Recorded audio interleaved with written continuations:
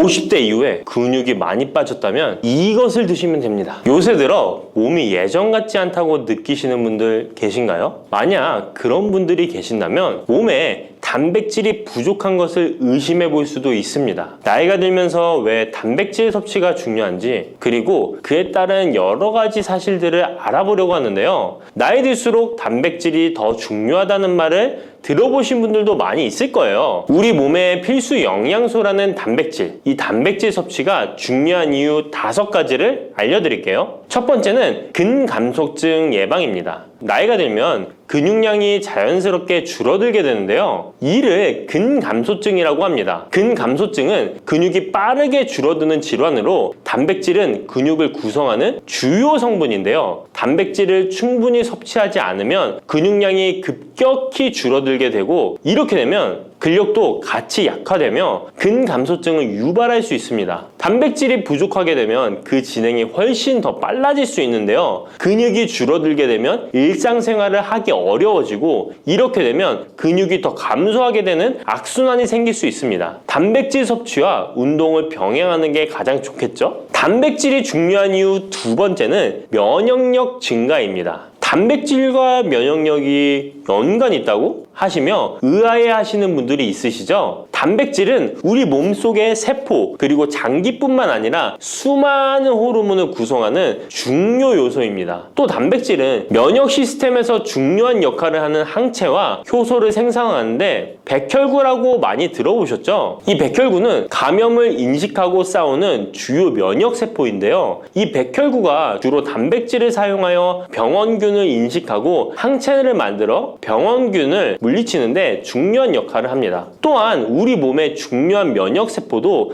감염에 대응할 때 단백질을 사용하여 신호를 보내고 병원균을 파괴하는 작용을 합니다. 나이가 들면서 면역 시스템이 약해지기 쉬운데, 그럴수록 단백질을 충분히 섭취하면 면역력을 높일 수 있습니다. 단백질 섭취가 중요한 이유 3번째는 심혈관계 질환 예방입니다. 단백질은 심혈관 건강에도 영향을 주는데요. 특히 식물성 단백질이 도움을 줍니다. 예를 들자면 콩류와 견과류 등은 나쁜 콜레스테롤인 LDL의 수치를 낮추고 심혈관계 질환의 위험을 줄이는데 도움이 됩니다. 특히 노년층에서 단백질 섭취는 고혈압, 동맥경화증, 심장병 등을 예방하는 데 중요한 역할을 합니다. 4번째는 피부의 탄력 저하를 예방합니다. 피부의 주 성분 중 하나인 콜라겐은 단백질로 이루어져 있는데요. 나이가 들면 콜라겐이 자연스럽게 감소하게 되는데, 이로 인해 피부 탄력이 떨어지고 주름이 생깁니다. 이때 단백질을 충분히 섭취하면 피부 건강에도 좋은 영향을 주는데요. 단백질 공급은 피부 재생을 촉진시켜 피부 건강을 유지하는 데 도움을 줍니다. 5번째는 골다공증 예방입니다. 나이 드신 여성분들은 특히 더 주목해주세요. 질병관리청의 보도자료에 따르면 대한민국 50세 이상의 골다공증 유병률은 22.5%로 약 5명 중 1명은 골다공증이 있는데요. 골다공증은 조용한 뼈 도둑이라고 불릴 정도로 초기 증상이 뚜렷하게 보이지 않지만, 골다공증이 한 번 생기면 이로 인한 고관절, 척추, 손목 등의 골절이 생기기 쉽고, 이로 인해 합병증 위험 또한 증가하는데요. 이 골다공증을 예방하는 데 중요한 요소가 바로 단백질입니다. 단백질은 뼈를 구성하는 중요한 요소 중 하나인데요. 뼈의 건강을 유지하는 데 필요한 칼슘과 함께 단백질은 뼈의 구조를 안정화시키고 골밀도를 높여서 골다공증을 예방하는 데 중요한 역할을 합니다. 한마디로 노년층에서 우리가 흔히 알고 있는 칼슘과 비타민 D와 함께 단백질 섭취를 증가시키면 뼈가 약해지는 것을 방지할 수 있습니다. 이렇게 중요한 우리 몸속의 단백질이 혹시 부족하게 된다면 무슨 일이 일어날까요? 단백질이 부족하면 여러 가지 신체 기능에 문제가 생기는데요. 첫 번째는 인지 기능 저하와 치매입니다. 단백질 부족이 치매를 유발한다니 놀라셨나요? 연구에 따르면 단백질이 뇌 건강을 유지하는 데 아주 중요한 역할을 합니다. 특히 기억력에 많은 영향을 주는데요. 단백질은 뇌에서 신경 전달 물질을 만들고 뇌세포의 구조를 유지하는 데 도움을 줍니다. 특히 학습과 기억력에 영향을 주는 시냅스에서 발생하는 신경 전달 물질의 방출과 수용체 활성화는 대부분 단백질에 의해 조절되는데, 예를 들어 NMDA 수용체와 AMPA 수용체는 기억 형성에 중요한 역할을 하며 이것들은 모두 단백질로 구성되어 있습니다. 그래서 충분한 단백질을 공급받지 못하면 뇌 기능이 떨어지고 치매나 인지 기능 저하의 위험이 점점 커질 수 있는 가능성이 있다는 것이에요. 이러한 단백질 섭취가 우리 몸에 얼마나 중요한 영향을 끼치는지 다시 한번 아셨죠? 또 단백질이 부족하면 탈모도 일어날 수 있다는 거 아시나요? 혹시 머리카락이 점점 얇아지고 있는 거나 빠지고 있는 것 같다고 느끼시나요? 탈모도 단백질 부족과 관련이 있습니다. 우리 머리카락도 단백질인 케라틴으로 주로 이루어져 있기 때문에 단백질이 부족하면 머리카락이 자연스레 약해지고 그 증상이 점점 심해지면 탈모가 올 수 있습니다. 우리가 광고로 많이 접하는 탈모 영양제 같은 경우도 맥주 효모 성분과 머리카락을 이루고 있는 아미노산 단백질로 구성이 되어 있는 것을 보면 쉽게 이해가 가실 거예요. 그러니 건강한 모발을 생각한다면 단백질을 잊지 말고 섭취해야겠죠? 그런데 말입니다. 왜 노년층이 단백질을 더 많이 섭취해야 하는 걸까요? 젊은 사람들보다 더 중요한 이유가 있을까요? 그 이유는 노년층은 근육이 자연스럽게 감소하고 신진대사도 느려져서 기초대사량이 감소하기 때문에 체지방률이 증가할 수 있고 단백질의 체내 합성 능력 또한 떨어지게 되는데요. 그러면 근육량이 줄어들게 되고 그만큼 신체 활동도 힘들어지면서 일상생활에서 어려움을 겪을 수 있는 것입니다. 그래서 노년층일수록 단백질을 충분히 섭취해서 근육을 유지하는 게 매우 중요하답니다. 그런데 노년층은 소화 기능이 떨어지기 때문에 사실 고기나 생선 같은 동물성 단백질을 섭취하는 게 불편할 수 있고 또 나이가 드시면서 식사량이 감소하거나 식사 준비의 번거로움도 매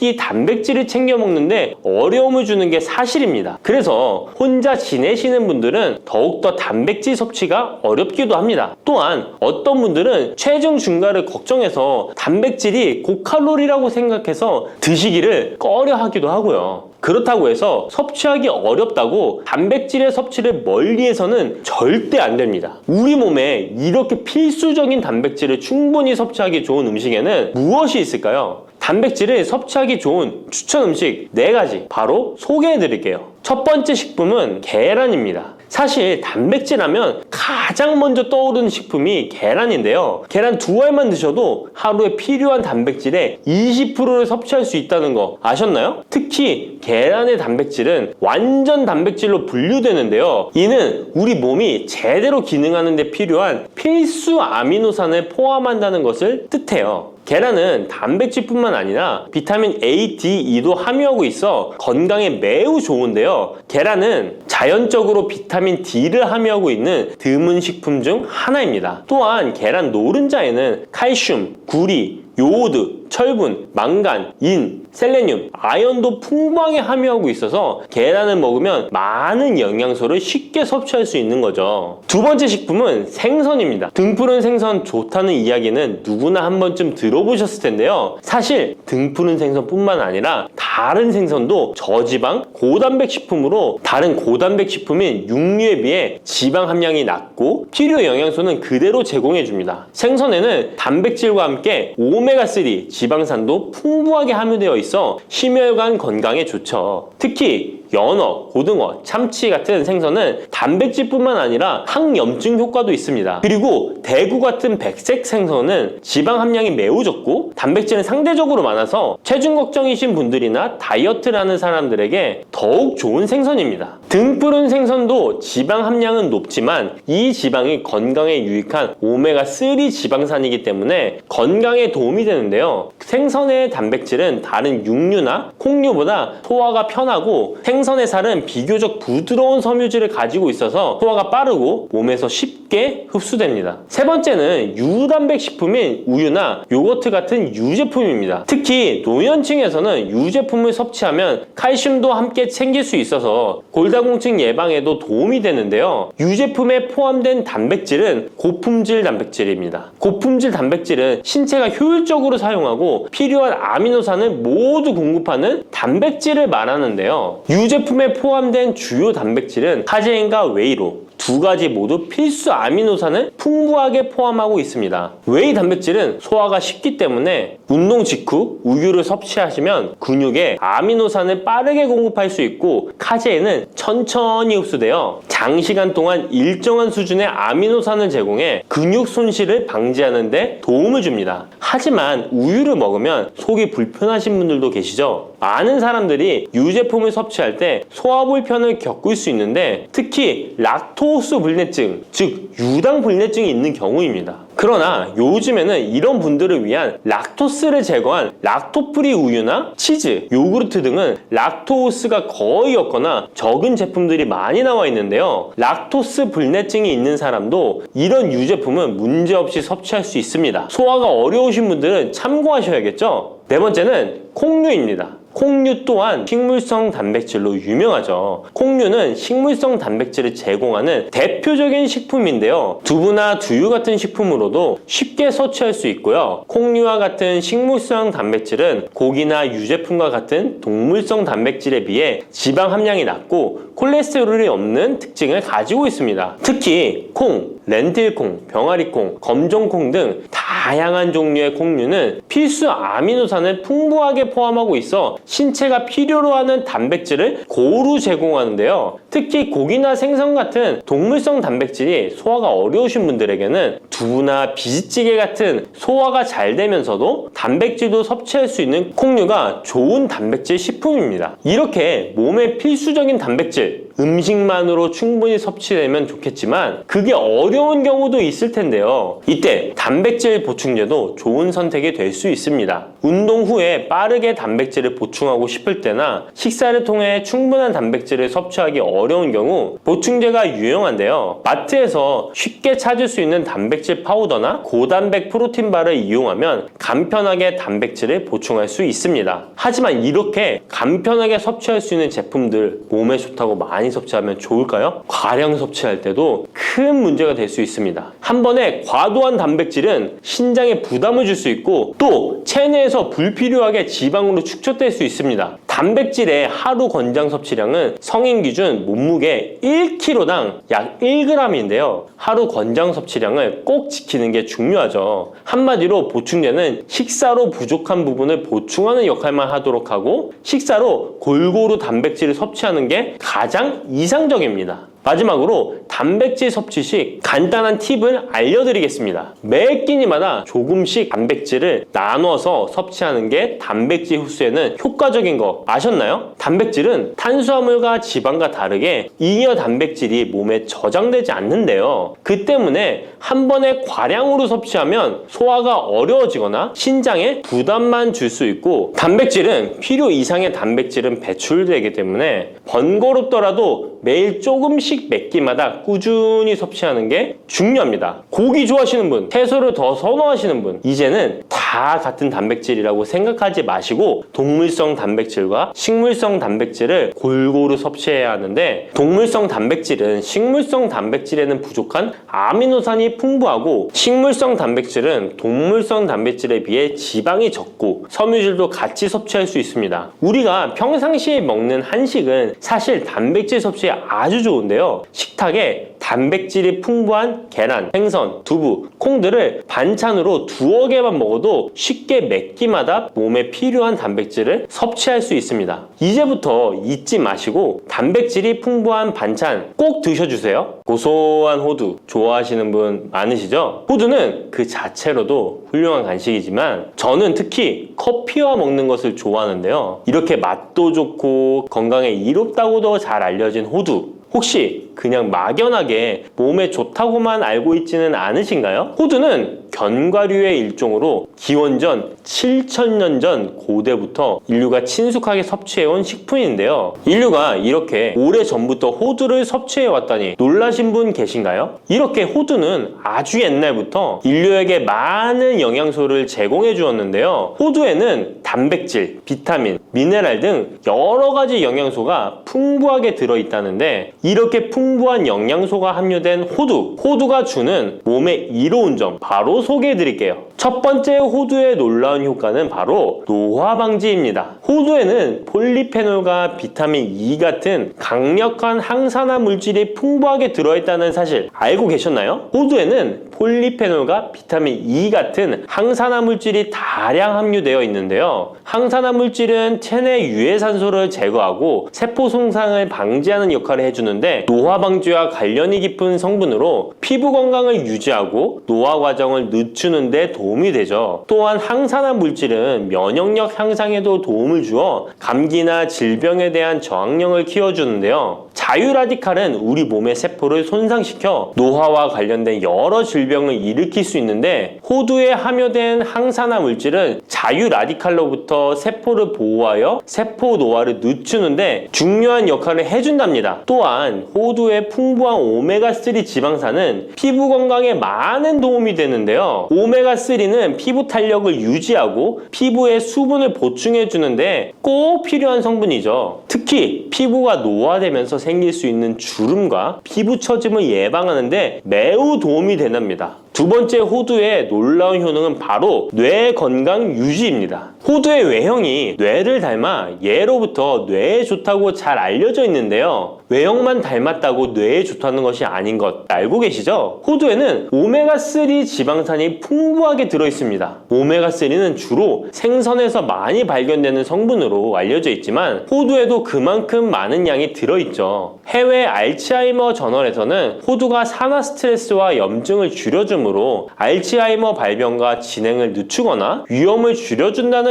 연구 결과를 발표했는데요. 호두에는 오메가3 지방산인 알파리놀렌산이 풍부하고 이 성분은 뇌세포를 보호하고 인지 기능을 향상시키는데 중요한 역할을 해주며 뇌의 기능을 활성화시켜 치매와 같은 뇌질환을 예방하는데 도움을 줄 수 있다는 것이죠. 뇌 기능이 저하되지 않도록 돕는 호두는 노화로 인한 인지 저하를 늦추는데 중요한 역할을 합니다. 또한 호두는 비타민 E 또한 풍부하여 뇌의 노화 방지에 도움을 줍니다. 비타민 E는 강력한 항산화 작용을 통해 뇌세포를 보호하고 기억력과 인지 기능을 개선하는 데 도움을 주며 산화 스트레스로부터 뇌를 지켜줍니다. 이는 알츠하이머와 같은 치매를 예방하는 데 중요한 역할을 한다는 사실, 뇌 건강을 위해서는 이제부터 호두를 꼭 드셔야겠죠? 세 번째 호두의 효능은 바로 뼈 건강에 도움을 주는 것입니다. 호두가 뼈에 좋다는 사실 알고 계셨나요? 좋은 영양소가 많이 들어있다는 것은 알아도 뼈에 좋다는 건 생소하신 분들이 있으실 텐데요. 호두가 뼈 건강에 미치는 좋은 작용들 바로 알려드릴게요. 호두는 칼슘뿐만 아니라 다른 중요한 성분들도 함유하고 있어서 뼈를 튼튼하게 만드는데 아주 효과적인 식품입니다. 호두는 칼슘과 마그네슘이 균형 있게 들어있는데요. 칼슘은 뼈를 구성하는 중요한 성분이지만 마그네슘 역시 뼈 건강에 필수적인 역할을 합니다. 마그네슘은 칼슘의 흡수를 돕고 뼈의 밀도를 유지하는데 중요한 역할을 하죠. 이 두 성분이 적절히 균형을 이루면 뼈의 강도를 높이고 골다공증과 같은 질환을 예방할 수 있는데요. 또한 호두에 들어있는 오메가3 지방산은 뼈 건강에 직접적인 영향을 미치는 중요한 성분입니다. 연구에 따르면 오메가3 지방산은 뼈의 형성을 촉진하고 뼈의 밀도를 높이는 데 도움을 줄 수 있다고 하는데요. 이뿐만 아니라 오메가3는 염증을 줄여주는 효과가 있어서 관절염과 같은 염증성 질환에 걸리기 쉬운 사람들에게도 유익한 영향을 줄 수 있습니다. 호두의 놀라운 효능 네 번째는 바로 암 예방 효과입니다. 호두는 항산화 작용과 항염증 작용 덕분에 암 예방에도 효과적이라고 알려져 있는데요. 놀라우신가요? 2022년 국제학술지에 실린 연구 자료를 보면 호두나 아마씨에 함유되어 있는 알파리놀렌산을 꾸준히 섭취하면 그렇지 않은 사람들과 비교해서 심혈관 질환 위험률이 10% 감소되고 관상동맥 심장질환 위험률은 20%나 줄어들었다고 합니다. 그뿐만 아니라 호두에는 폴리페놀과 엘라그산이 풍부하게 들어있는데요. 특히 엘라그산은 항암 성분으로 유명한데 엘라그산은 체내에서 엘라그산 대사물질로 변한대요. 암세포의 성장을 억제하는 데 도움을 주고 폴리페놀은 암세포의 확산을 막아주는 역할을 해줍니다. 호두는 이뿐만 아니라 아니라 오메가3 지방산을 많이 함유하고 있는데요. 오메가3 지방산은 염증을 줄이는 효과가 있습니다. 암은 염증성 질환과 관련이 깊은데요. 호두가 가진 염증 완화 효과는 암 치료에 있어서 중요한 보조 역할을 해줄 수 있다는 것 아시나요? 호두에 포함된 비타민 E와 셀레늄 등의 성분은 면역력을 증진시키는 데 도움을 주는데요. 암 환자에게는 면역력이 중요한데 호두는 면역 시스템을 강화시켜서 우리 몸에 방어막을 형성시키는데 큰 역할을 할 수 있죠. 호두의 효능 정말 놀랍죠? 이렇게 몸에도 좋고 맛도 좋은 호두, 이것들과 먹으면 효과가 배가 된다는데요. 호두와 궁합이 좋은 식품들 바로 알려드릴 테니 주목해주세요. 첫 번째는 요거트입니다. 요즘 들어 그릭 요거트나 프로바이오틱스 같은 단어들 자주 접해보셨죠? 요거트에는 단백질, 칼슘, 프로바이오틱스 등의 영양소가 풍부하게 함유되어 있는데요. 호두에는 건강한 지방, 단백질, 식이섬유, 비타민, 미네랄 등이 풍부합니다. 이 두 가지를 함께 섭취하면 영양소 조합을 통해 다양한 영양소를 한 번에 섭취할 수 있는데요. 요거트에 함유된 프로바이오틱스는 장내 유익한 세균을 증식시키고 장 건강을 촉진하는 데 도움이 됩니다. 또한 호두의 지방은 프로바이오틱스의 효능을 더욱 향상시켜 장 건강에 도움을 주고 호두에 함유되어 있는 오메가3 지방산과 같은 건강한 지방산을 요거트와 함께 섭취하면 호두의 지방이 소화 흡수를 도와 영양소의 흡수를 향상시킬 수 있다는 것 꼭 잊지 말아주세요. 그리고 영양뿐만 아니라 호두의 고소하고 크리미한 식감과 요거트의 부드럽고 상큼한 맛은 잘 어울리는데요. 함께 섭취하면 맛과 식감의 조화를 즐길 수 있습니다. 그러니 이제부터 요거트를 드실 때는 호두와 함께 드시는 것 추천해 드릴게요. 두 번째, 호두와 환상의 궁합 음식은 바로 바나나입니다. 바나나는 호두와 함께 섭취하면 영양소의 균형을 맞출 수 있다는 사실 알고 계신가요? 바나나는 탄수화물과 천연당과 풍부한 식이섬유를 함유하고 있다는 것 잘 알려져 있는데요. 뿐만 아니라 바나나의 당은 호두 대비 신체에 더 빠른 에너지를 공급해 줍니다. 호두에는 건강한 지방과 단백질이 풍부하게 함유되어 있다는 것 이제 잘 아시죠? 이 성분들은 신체의 에너지를 지속적으로 유지하는데 도움을 주는데요. 그래서 바나나와 호두 이 두 가지를 함께 섭취하면 서로 보완적인 영양소를 한 번에 섭취할 수 있고 영양소 흡수 또한 더 쉽고 오래 지속이 되도록 도와준다는 것이죠. 영양뿐만 아니라 호두의 고소하고 크리미한 식감과 바나나의 부드럽고 달콤한 맛은 잘 어우러지는데요. 함께 갈아서 스무디로 한번 섭취해보세요. 간단하게 바나나의 달달한 맛과 호두의 고소한 향이 의외로 조화로워서 맛과 식감, 영양소까지 한 번에 즐길 수 있습니다. 이렇게 고소하고 맛도 좋고 몸에도 정말 좋은 호두, 그렇다고 해서 너무 과하게 섭취해도 안 좋다는 사실 알고 계신가요? 호두는 건강에 매우 좋은 식품이지만 모든 식품들이 그러하듯 호두도 적당량 섭취를 해야 하는데요. 과연 하루에 얼마나 먹어야 하는지, 몸에 좋은 호두를 잘못된 방법으로 섭취하면 몸에 치명적인 독이 될 수 있다는 사실들, 호두 섭취 시 주의점들 바로 알려드릴게요. 호두 섭취 시 유의할 점 첫 번째는 알레르기 반응입니다. 호두는 견과류 중 하나로 알레르기를 유발할 수 있는 식품인데요. 일부 사람들에게 알레르기 반응을 일으킬 수 있습니다.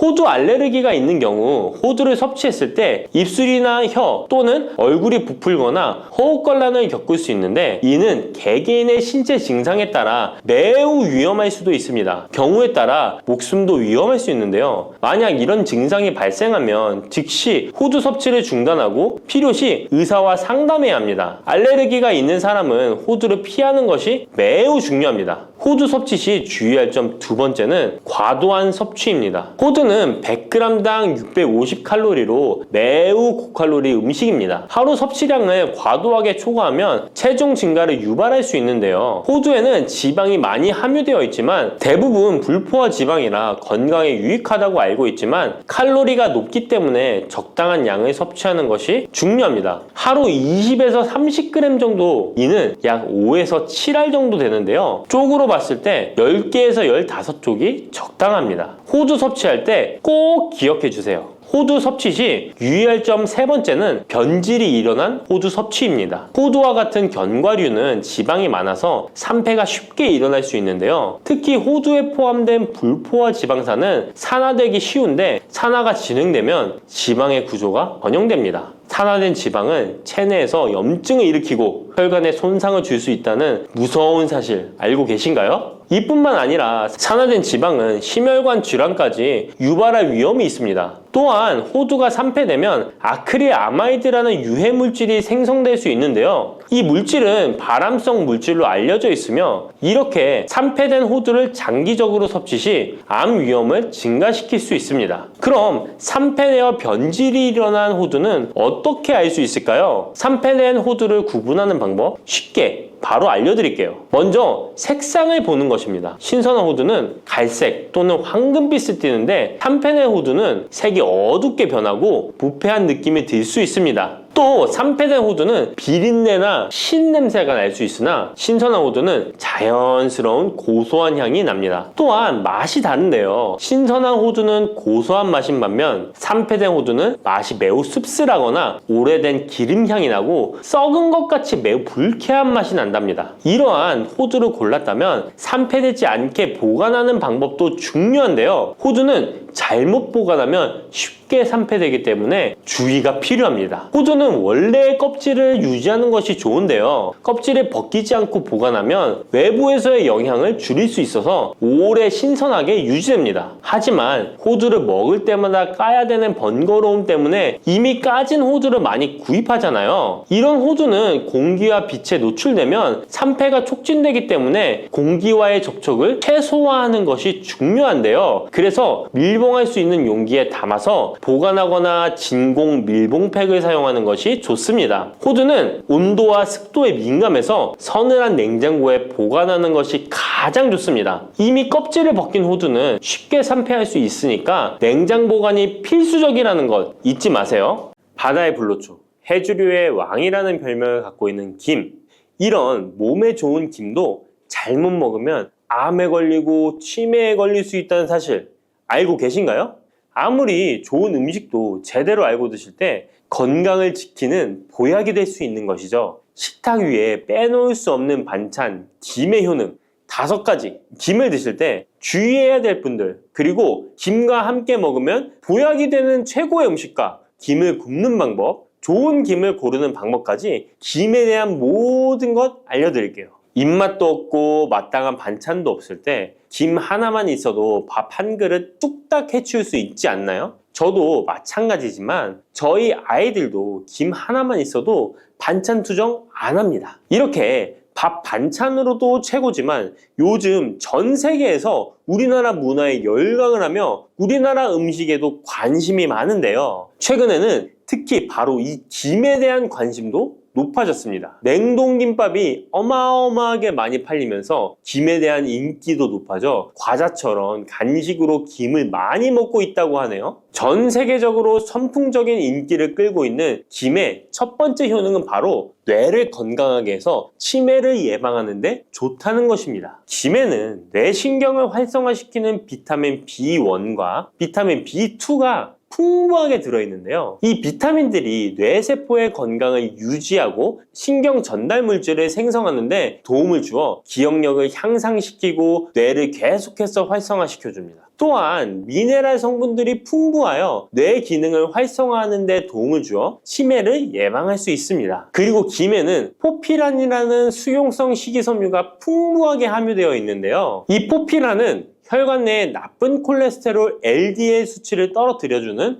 효능이 있습니다. 따라서 혈관 내의 혈전 생성을 막아주고 동맥경화도 예방하여 혈액순환을 좋게 함으로써 뇌에도 혈류를 원활하게 해주는 것입니다. 또 김에 함유되어 있는 알긴산이라는 성분이 있는데요. 이 알긴산도 콜레스테롤이 혈관에 쌓이는 것을 방지하고 몸 밖으로 배출시켜주는 역할을 해줍니다. 국립부경대학교 연구팀의 연구 결과에 따르면 알긴산은 혈관 내의 중금속과 노폐물을 흡착하여 제거하고 혈액 속 중성지방 및 콜레스테롤을 억제하여 피를 맑게 하고 성인병 예방에 놀라운 기능을 한다고 보고하고 있습니다. 이러한 성분들의 효능으로 뇌에 필요한 영양분을 충분히 공급하고 노폐물을 빨리빨리 배출할 수 있게 되어 머리도 맑아지고 뇌신경을 튼튼하게 해주는 것이죠. 이러한 김과 계란을 함께 드시면 엄청난 시너지 효과를 누릴 수 있는데요. 계란에는 비타민 B1, 2와 콜린이라는 성분이 풍부한데 이 성분들이 뇌신경을 활성화하는 데 큰 도움을 줄 수 있습니다. 그 이유를 살펴보면 콜린은 뇌의 신경 시스템에서 중요한 역할을 하는 아세틸콜린이라는 물질의 주 성분인데, 아세틸콜린은 신경 전달 물질로 뇌 세포 사이에서 정보를 전달하는 역할을 해줍니다. 바로 이 콜린이 충분히 공급되어야 기억력, 학습 능력, 그리고 인지 기능을 유지할 수 있습니다. 이뿐만 아니라 김은 계란에 부족한 비타민 C를 보충해주고 계란은 김에 부족한 비타민 D를 보충해줘서 서로가 정말 잘 어울리는 식품이 되는 것입니다. 계란과 김이 만나면 정말 뇌 기능에 필요한 보약이나 다름이 없는 것이죠. 김의 두 번째 효능은 식물성 단백질 공급원의 최고봉이라는 것입니다. 김에 함유된 단백질의 양은 소고기보다도 많은데요. 소고기가 단백질이 풍부하다고 알고 계시잖아요. 소고기 100g당 단백질의 함량은 20g이고요. 김 100g당 단백질의 함량은 30g입니다. 소고기보다 김에 단백질이 많이 들어있다니 놀랍지 않나요? 마른 김 5장에는 계란 1개에 함유된 단백질의 양이 들어있다고 합니다. 그런데 이 단백질에 식물성 단백질과 동물성 단백질이잖아요. 이 둘을 함께 먹을 때 더욱 흡수가 잘 되어 건강에 좋은데요. 이 김과 계란을 함께 먹을 수 있는 정말 좋은 방법 알려드릴게요. 김 계란말이는 많이들 해 드시잖아요. 반찬으로 만들어 먹기도 편하고 맛도 좋아 많이들 드시는데요. 그것 말고 계란김전을 알려드릴게요. 먼저 김을 먹기 좋은 크기로 잘라주시고요. 한쪽에 놓아줍니다. 적당한 용기에 계란을 깨주시고요. 속은 한 꼬집으로 약간 간을 해줍니다. 다음에 계란을 풀어줍니다. 이제 김을 2장씩 포개어 계란물을 앞뒤로 잘 묻혀준 다음에 기름을 두른 팬에다 부쳐주시면 됩니다. 정말 쉽죠? 이렇게 김과 계란을 함께 드시면 맛도 좋고 건강도 챙길 수 있는 밥상위에 보약이 된답니다. 세 번째, 김의 효능은 항산화 작용입니다. 몸 안에 활성산소가 많아지게 되면 활성산소가 세포를 공격하여 노화시킬 뿐 아니라 암세포로 변이시켜 암을 발생시키기도 하는데요. 김에는 이런 활성산소를 제거시켜 줄 수 있는 강력한 항산화 물질인 베타카로틴이 풍부하게 함유되어 있습니다. 대표적인 강력한 항산화 물질인 베타카로틴은 당근에 많이 함유되어 있다고 다들 알고 계시잖아요. 당근보다 김에 베타카로틴이 더 많이 함유되어 있습니다. 당근 100g에는 5.516mg이 함유되어 있고 김 100g에는 무려 22,500mg이나 함유되어 있습니다. 당근보다도 4배 정도 많은 베타카로틴이 함유되어 있는 것이죠. 놀랍죠? 오늘 놀랄 일이 많은 것 같네요. 이 베타카로틴은 우리 몸속에서 비타민 A로 전환이 되는데요. 비타민 A 하면 무엇이 생각나시나요? 네, 생각하고 계신 건 맞습니다. 바로 눈이죠, 눈. 비타민 A는 시력을 보호하고 야맹증을 예방하는 데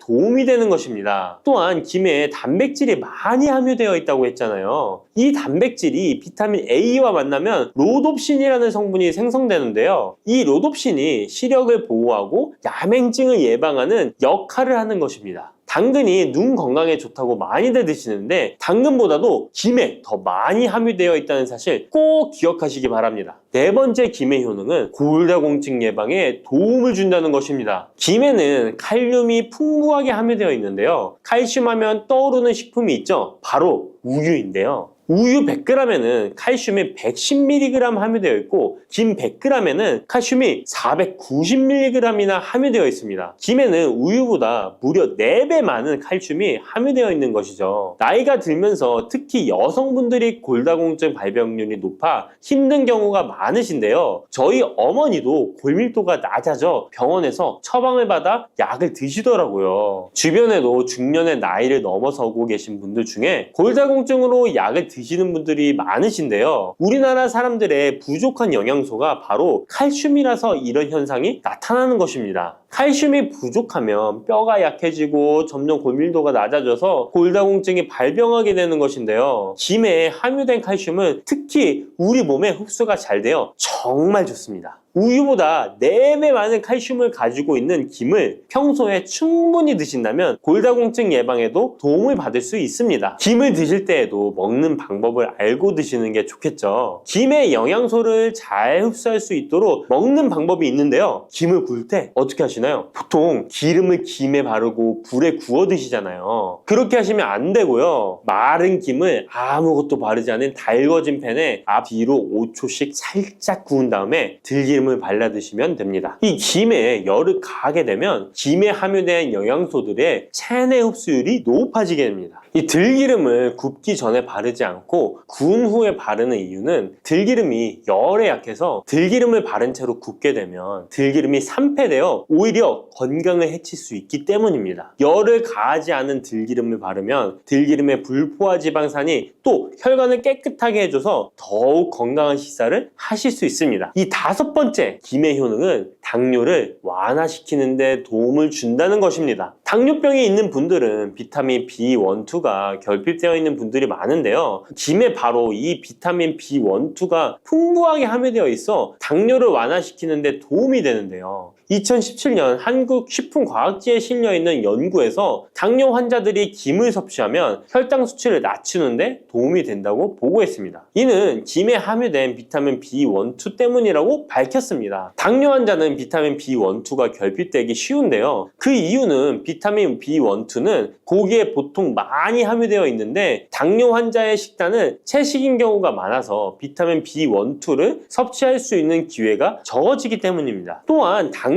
환자에게 처방되는 메트포르민 계열의 성분들의 약물이 비타민 B1, 2의 흡수를 방해해 비타민 B1, 2가 결핍될 가능성은 더욱 높아집니다. 당뇨 환자들은 고혈당으로 인해 신경이 많이 손상이 되는데요. 이 때문에 손발끝이 저리거나 통증이 오는 신경합병증이 발생하게 됩니다. 이 증상을 완화시키고 신경이 손상되지 않도록 보호하는 역할을 비타민 B1, 2가 해주는 것입니다. 이런 이유로 당뇨 환자는 비타민 B1, 2의 섭취를 신경 써서 해주는 것이 좋지만 말씀드린 대로 육류 식단은 또 당뇨 환자의 식단에 잘 들어가 있지 않죠. 그래서 비타민 B1, 2가 풍부한 김을 섭취하는 것이 당뇨 환자에게 정말 좋은 대안이 되는 것입니다. 비타민 B1, 2의 하루 권장 섭취량은 2.4mg인데요. 이는 자르지 않은 김 한 장만 섭취해도 충분히 섭취할 수 있는 양입니다. 당뇨가 있는 분들이라면 오늘부터 식사하실 때 김을 꼭 드셔야겠죠? 다만 시중에 판매되는 조미김은 기름에 구워지고 그 기름이 산패될 가능성이 높아 오히려 건강에 해로울 수 있으니까 알려드린 대로 마른 김에 기름을 바르지 않고 달궈진 팬에 살짝 구워 드시기 바랍니다. 그런데 이렇게 평소에 많이 드시고 계신데 잘못 드시면 건강을 해칠 수도 있다는 사실 알고 계신가요? 특별히 갑상선이 약하신 분들은 김을 섭취하는데 주의하셔야겠습니다. 갑상선은 우리 몸에서 가장 중요한 내분기 기관 중 하나인데요. 갑상선은 목 부분 기관지 아래에 위치한 나비 모양의 내분비 기관입니다. 중요한 여러 기능을 하지만 그 중에서도 특별히 대사율을 조절하는 기능을 합니다. 갑상선에 T3, T4 호르몬을 분비하여 우리 몸의 에너지 소비와 체온 조절을 하는데 중요한 역할을 하는 것입니다. 그리고 갑상선 호르몬은 신경 시스템의 정상적인 기능을 유지하는데 꼭 필요한데요. 이 호르몬이 제대로 분비가 되지 않아 수치가 너무 높거나 낮게 되면 우울증, 불안 증세,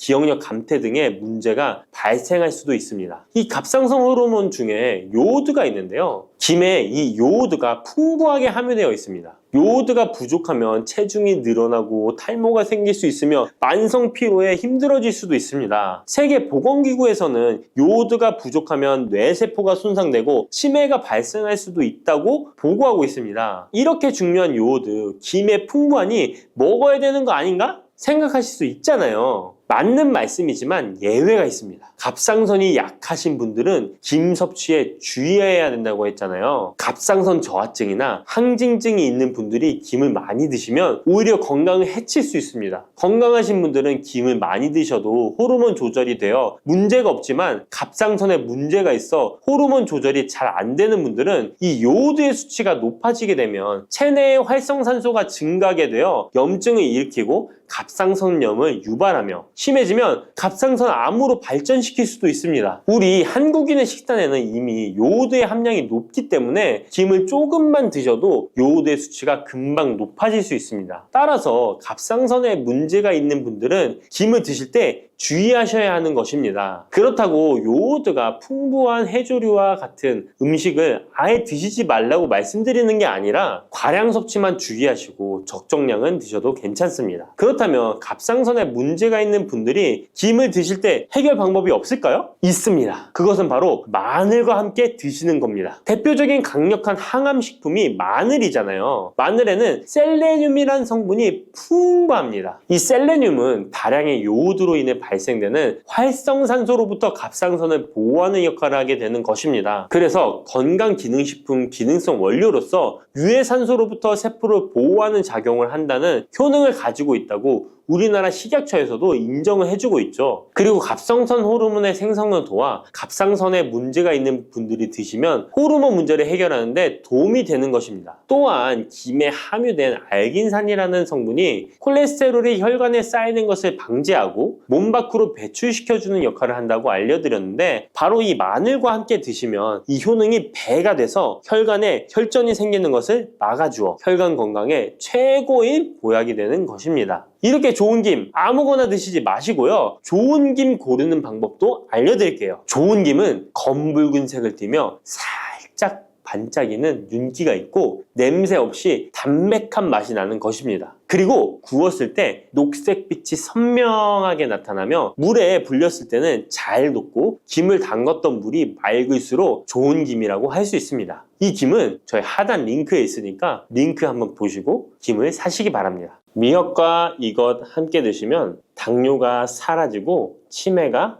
예방됩니다. 평소 무심코한 이 행동 때문에 암과 치매에 걸릴 수 있습니다. 미역에는 풍부한 영양 성분이 있어 당뇨 예방, 골다공증, 심혈관 질환 예방, 암 예방 등 다양한 효능을 갖고 있기도 하죠. 그렇다면 미역은 어떻게 먹어야 암과 치매에 안 걸리고 우리 몸을 건강하게 만드는 보약이 될 수 있을까요?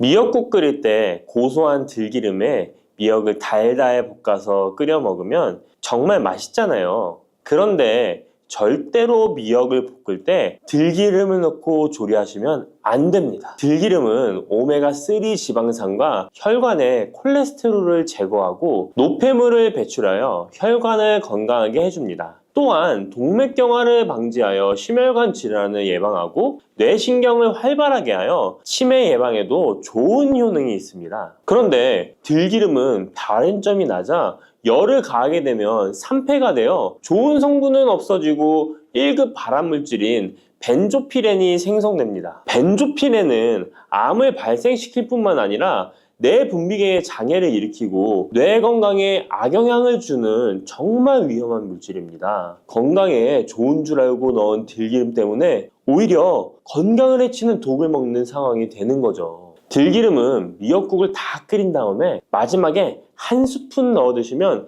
들기름의 효능과 고소한 맛을 온전히 누릴 수 있습니다. 미역과 함께 드시면 절대 안 되는 두 번째 음식은 바로 대파입니다. 다른 국이나 찌개를 끓일 때는 파를 꼭 넣는데 유독 미역국을 끓일 때는 왜 파를 넣지 않는 걸까요? 그 이유는 미역과 대파 둘 다 알긴산이라는 성분이 있는데 이 알긴산은 미끌거리는 식감이 있습니다. 함께 드시게 되면 식감이 나빠지는 이유도 있지만 식감보다도 더 중요한 이유가 있습니다. 대파에는 인과 유황 성분이 있는데요. 미역과 대파를 함께 드시게 되면 대파 안에 인과 유황 성분 때문에 미역에 함유된 칼슘의 흡수를 방해받게 됩니다. 미역에는 칼슘이 엄청나게 많이 들어있는데요. 미역에 함유된 칼슘의 함량은 100g당 960mg이고요. 우유에 함유된 칼슘의 함량은 100g당 105mg입니다.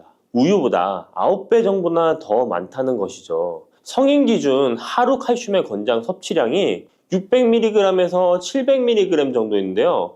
미역국을 한 그릇만 드셔도 충분히 섭취하실 수 있는 양입니다. 우유를 소화 못 시키는 분들이 칼슘을 섭취하기 위해서는 미역이 정말 좋은 식품이 되는 거죠. 이렇게 많은 칼슘은 우리 몸의 뼈를 튼튼하게 해주고 골다공증 예방에 도움을 주는데요. 이 골다공증 예방은 50대 이후의 여성분들에게는 정말 중요한 효능입니다. 골다공증으로 인해 골반뼈가 골절이 될 경우에 65세 이상은 30%가 1년 내에 사망하고 80세 이상은 50%가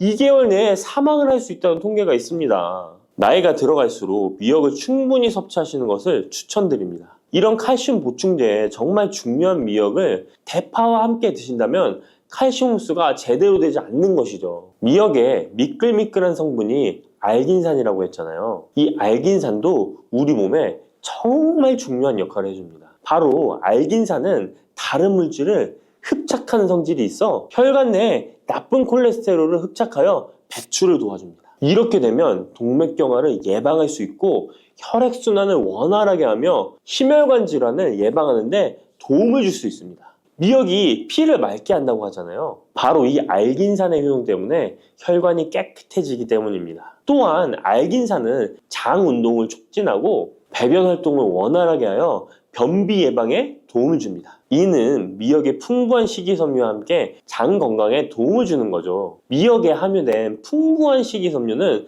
당뇨 예방에 탁월한 효능을 발휘하는데요. 국립보건원에서 장년층 7,400명을 대상으로 추적 조사를 해봤는데 해조류를 전혀 먹지 않는 사람과 매일 미역국 반 그릇 이상의 해조류를 섭취한 사람의 당뇨병 발생 위험도를 조사했는데 하루에 미역국 반 그릇 이상 먹는 사람이 해조류를 전혀 먹지 않는 사람에 비해 당뇨병 발생 위험도가 20%가 낮았습니다. 미역의 풍부한 식이섬유는 급격히 오르는 혈당을 막아주는데요. 식이섬유가 소화의 속도를 늦춰주고 인슐린의 분비를 조절해주기 때문입니다. 식이섬유는 포만감을 높여주고 칼로리가 낮아 식사량을 조절하는 데 도움을 주고 체내에 노폐물과 독소를 배출하여 체중을 감량하는 데도 도움을 주어 다이어트 식품으로도 많이 활용되고 있습니다. 미역국은 또 아이를 출산한 산모들이 반드시 먹는 음식인데요. 미역의 풍부한 요오드는 출산 후 늘어난 자궁을 수축시켜주는 데 도움을 주며 모유가 잘 나오도록 도와줍니다.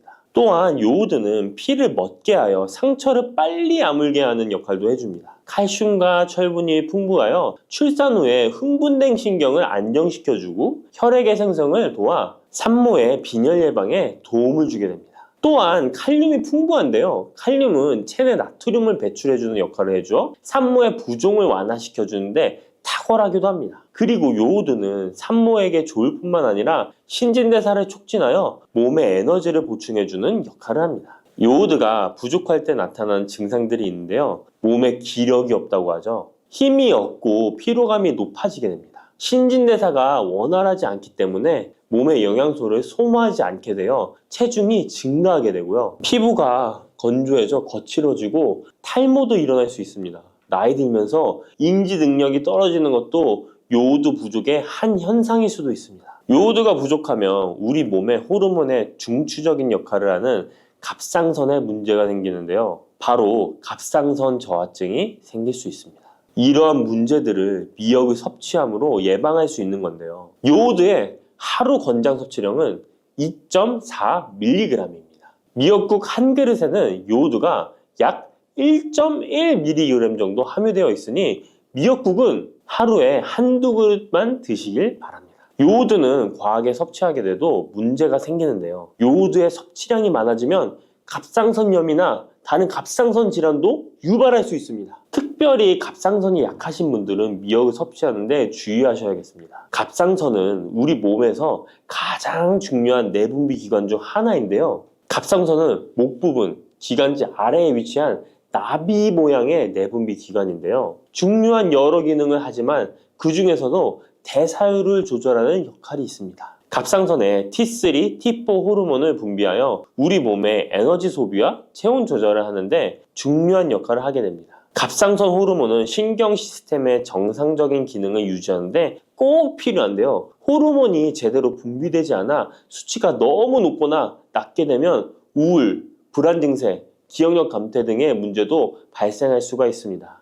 이 갑상선 호르몬에 영향을 미치는 것 중에 요오드가 있는데요. 요오드가 부족하면 세계보건기구에서는 뇌세포가 손상되고 치매가 발생할 수 있다고 보고하고 있습니다. 갑상선 저하증이나 항진증이 있는 분들이 요오드가 많은 미역을 많이 드시면 오히려 건강을 더 해칠 수가 있습니다. 건강하신 분들은 미역을 많이 드셔도 호르몬 조절이 잘 되어 문제가 없지만 갑상선에 문제가 있어서 호르몬 조절이 잘 안 되는 분들은 이 요오드의 수치가 높아지게 되면 체내에 활성산소가 증가하게 되어 염증을 일으키고 갑상선염을 유발하고 극히 드물지만 심해지면 갑상선 암으로도 발전시킬 가능성도 있습니다. 따라서 갑상선에 문제가 있는 분들은 미역을 드실 때 주의하셔야 합니다. 날이 갈수록 암의 발병률이 높아지고 있어서 암에 대한 관심도가 높아지는 것이 사실이죠. 이처럼 미역에는 강력한 항암 효과가 있어 건강식품으로도 아주 좋은데요. 미역에는 요오드, 식이섬유, 칼슘, 비타민 등 많은 영양소가 있다고 했잖아요. 그런 것보다 훨씬 중요한 것이 있습니다. 바로 후코이단이라는 성분인데요.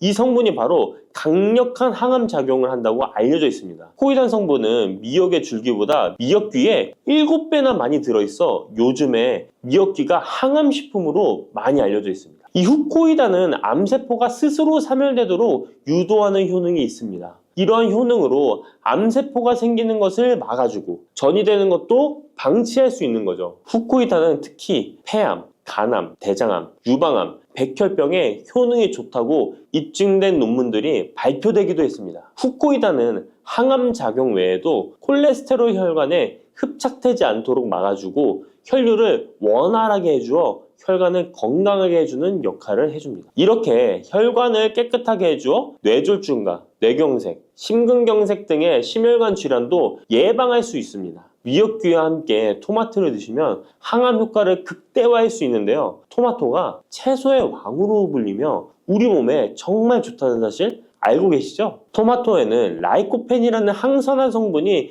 풍부하게 함유되어 있습니다. 라이코펜은 강력한 항산화 작용으로 몸 안의 활성산소를 제거하여 혈관을 건강하게 하고 염증을 제거하여 노화를 예방할 뿐만 아니라 미역의 후코이단과 만나 암세포를 제거하는 강력한 항암작용을 하게 됩니다. 미역과 함께 드시면 효과가 극대화되는 음식으로는 두부가 있습니다. 콩으로 만든 두부는 식물성 단백질이 풍부해서 건강식품으로 우리 식탁에 정말 많이 올라오죠. 두부에는 단백질뿐만 아니라 사포닌 성분도 풍부하게 함유되어 있습니다. 사포닌은 인삼, 홍삼, 더덕 등에도 풍부하게 함유되어 있는 성분인데요. 이 사포닌은 면역력을 강화하고 체내의 활성산소를 제거하여 노화를 방지하고 항암 작용도 하여 암을 예방하기도 합니다. 정말 기적과 같은 성분입니다. 그런데 이 사포닌의 단점이 체내에 요오드를 배출하여 요오드 결핍이 있는 분들은 주의하셔야 하는데 미역과 함께 드신다면 미역에 함유된 풍부한 요오드와 사포닌의 만남으로 미역의 섭취로 과다할 수 있는 요오드의 양을 두부의 사포닌이 배출시켜주어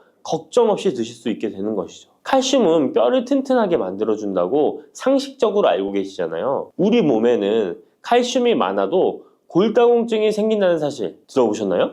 칼슘이 풍부한 우유를 많이 마시는 덴마크나 스웨덴 같은 나라에서 골다공증이 많다고 합니다. 오히려 많은 칼슘이 오히려 혈관이나 심장에 쌓여서 석회화를 일으켜 건강을 해치게 되는데요. 그렇다고 칼슘이 많은 음식을 안 먹을 수도 없고 어떻게 해야 할까요? 걱정하지 마세요. 해결책 바로 알려드릴게요. 그것은 바로 계란과 함께 드시면 해결됩니다. 계란에 들어있는 다양한 영양 성분이 오스테오칼신이라는 단백질을 활성화시켜 주는데 이 단백질은 뼈를 강화하고 칼슘이 뼛속으로 제대로 흡수할 수 있도록 도와줍니다. 이 오스테오칼신을 활성화해주는 역할을 하는 게 비타민 K2인데 우리나라에서는 허가가 늦게 나서 그동안 정식으로 섭취 못했던 비타민 K2도 지금은 허가가 나서 요새 영양제를 보면 칼슘과 마그네슘, 비타민 D와 비타민 K까지 같이 들어있어 칼슘의 흡수를 더욱 용이하게 만들어주는 영양제도 쉽게 찾아볼 수 있습니다.